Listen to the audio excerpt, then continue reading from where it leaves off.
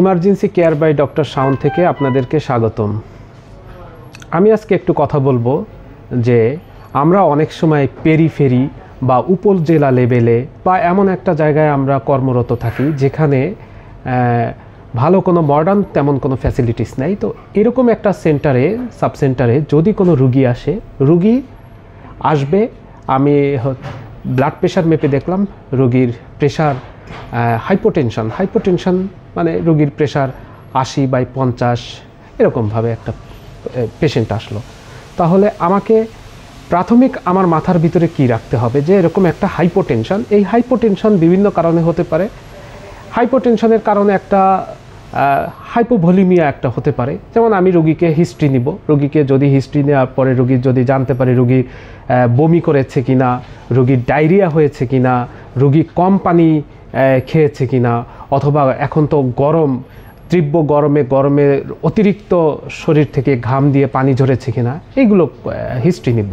এবং সাথে আমি ডিহাইড্রেশনের সাইনগুলো দেখব, যেমন রুগীর dry tongue, dry skin, sunken eye, এগুলো আছে কিনা। এগুলো যদি থাকে তাহলে আমি পেশেন্টকে আইভি ইন্ট্রাভেনাস আমি ক্রিস্টালয়েড ফ্লুইড দিব। ক্রিস্টালয়েড ফ্লুইড ভিতরে যেমন নর্মাল স্যালাইন, হার্টম্যান, এগুলো আমরা দিব।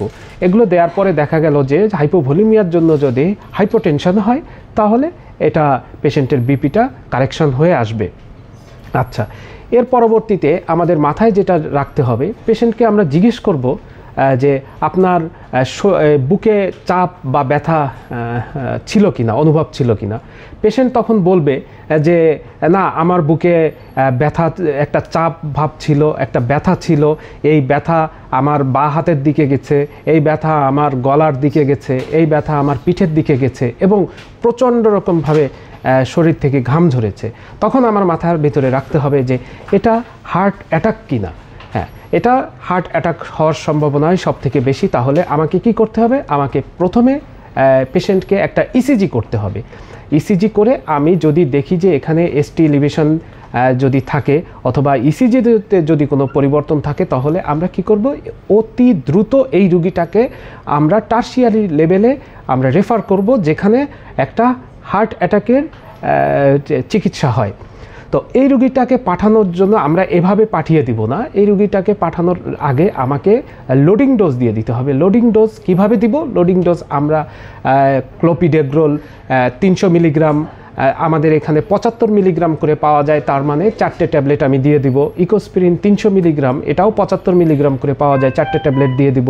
অ্যাটোভাস্টেটিন 80 মিলিগ্রাম দিব এবং একটা গ্যাসের ওষুধ প্যান্টোপ্রাজল 20 অথবা 40 মিলিগ্রাম দিয়ে আমরা রুগীটাকে রেফার করব। এবার রুগীর যদি দেখি যে প্রেশার এরকম 80/40 বা 70/50 এরকম যদি হাইপোটেনশন যদি থাকে, তাহলে আমরা আরেকটা কাজ করতে পারি।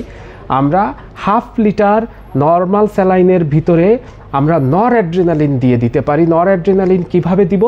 আমরা হাফ লিটার নর্মাল স্যালাইনের ভিতরে নর অ্যাড্রেনালিন 4 মিলিগ্রাম, যদি 4 মিলিগ্রামের যদি হয় এক অ্যাম্পুল, তাহলে আমরা 1 অ্যাম্পুল দিব। আর আমি যদি 2 মিলিগ্রামের যদি নর অ্যাড্রেনালিন পাই, তাহলে 2 অ্যাম্পুল দিয়ে আমরা পেশেন্টকে প্রতি মিনিটে 5 থেকে